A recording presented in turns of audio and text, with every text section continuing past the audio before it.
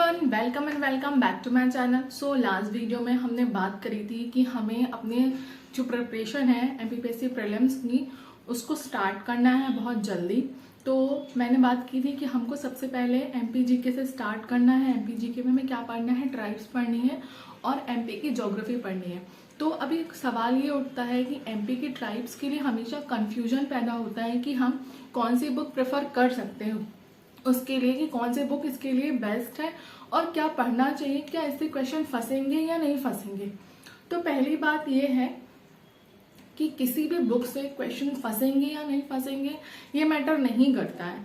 आपको चीज़ें सारी बुक में सेम ही मिलने वाली है। आपको सिर्फ उन चीज़ों पे, उन फैक्ट्स पे फोकस करना है।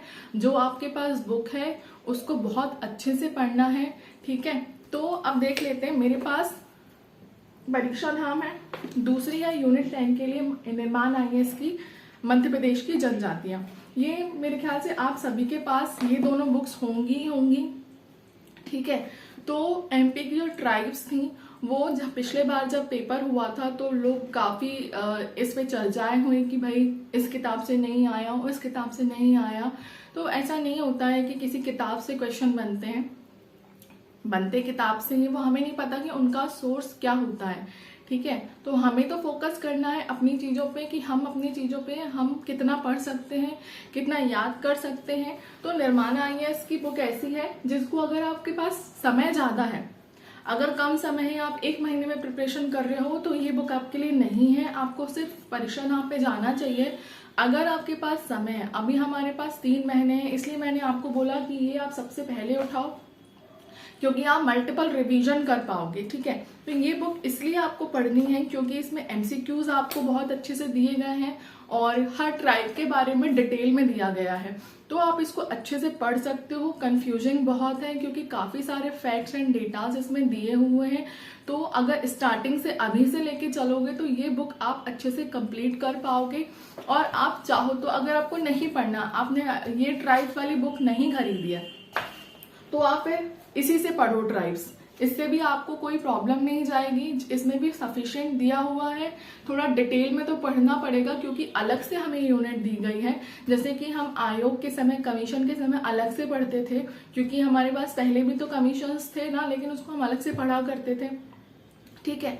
तो उसके लिए उसी हिसाब से हमको इसके लिए भी थोड़ा सा अलग से एफर्ट डालने पड़ेंगे। चलो पहली बार ऐसा था कि थोड़े क्वेश्चंस इस तरीके के आए थे, लेकिन हो सकता है इस बार थोड़ा डीप जाए क्वेश्चन, तो हम कुछ कह नहीं सकते, रिस्क नहीं ले सकते।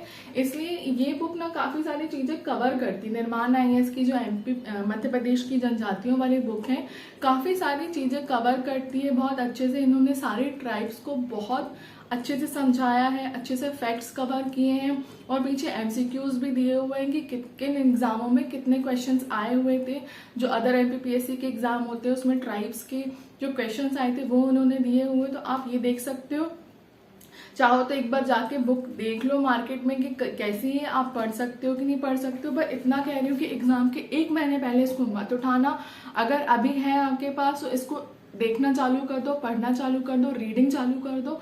और सबसे पहले क्या पढ़ो मैं आपको बताती हूँ कि शुरू कहाँ से करना है इसको, ठीक है। स्टार्टिंग के उससे आप शुरू मत करो। सबसे पहले तो आप इसकी लोकेशन देख लो, ठीक है। लोकेशन देख लो मतलब कि पहले तो आपको पता होनी चाहिए कि कौन कौन सी ट्राइब्स हमें पढ़नी है।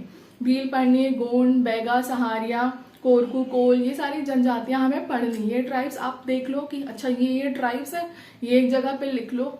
अब इसके लोकेशन देख लो कि ये ट्राइब जैसे भील है पश्चिम में रहती है, गौड़ यहाँ दक्षिण पूर्व में रहती है, ठीक है। इस तरीके से सारे ट्राइब्स को आप मैप के थ्रू बना के देख लो कि ये यहाँ रहती है। एक बुक पढ़ने का तरीका बता रही हूँ कि कहाँ से आप जल्दी इसको कवर करोगे। फिर सबसे पहले पढ़ो भील और गौड़। भील पढ़ो सबसे पहले, भील के बारे में अच्छे से जानकारी एकत्रित करो, अच्छे से पढ़ो, इसको याद होना चाहिए अच्छे से। फिर गौड़ पढ़ो, फिर बाकी बैगा, सहारिया, भारिया ये पढ़ो। उसके बाद फिर तुम जाना जनजातियों से संबंधित वैधानिक जो प्रावधान है वो पढ़ना। फिर बाकी चीजें गोमंतु जनजातियां, ये सारी चीजें। सबसे पहले तुम भील ट्राइब पढ़ो, फिर गौड़ पढ़ो, ये पढ़ो। पहले आपने लोकेशन पढ़ लिया, भौगोलिक विस्तार पढ़ लिया, कहाँ पे क्या क्या है। उसके बाद भील पढ़ो, भील की सारी बातें पढ़ो कि भील को क्या क्या चीजें हैं वो पढ़ो। गौड़ पढ़ो, बैगा, सहारिया, भारिया, ये सारी चीजें पढ़ो। फिर दूसरी चीजों में आना, ठीक है।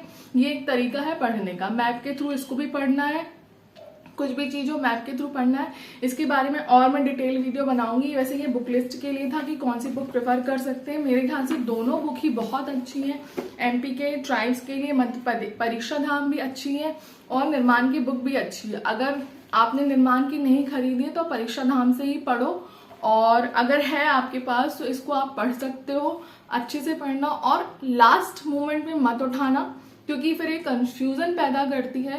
स्टार्टिंग से पढ़ रहे हो तो इसी बुक से पढ़ना, और मध्य प्रदेश परीक्षा धाम से पढ़ना स्टार्ट कर दिया तो उसी बुक से पढ़ना, कोई एक बुक से पढ़ना, ठीक है। और इससे अगर पढ़ रहे हो परीक्षा धाम से तो इससे एमसीक्यूज लगा सकते हो। ओके, चलो ये वीडियो यहीं तक, मिलते हैं नेक्स्ट वीडियो। तब तक के लिए बाय बाय, टेक केयर, ध्यान रखिए अपना।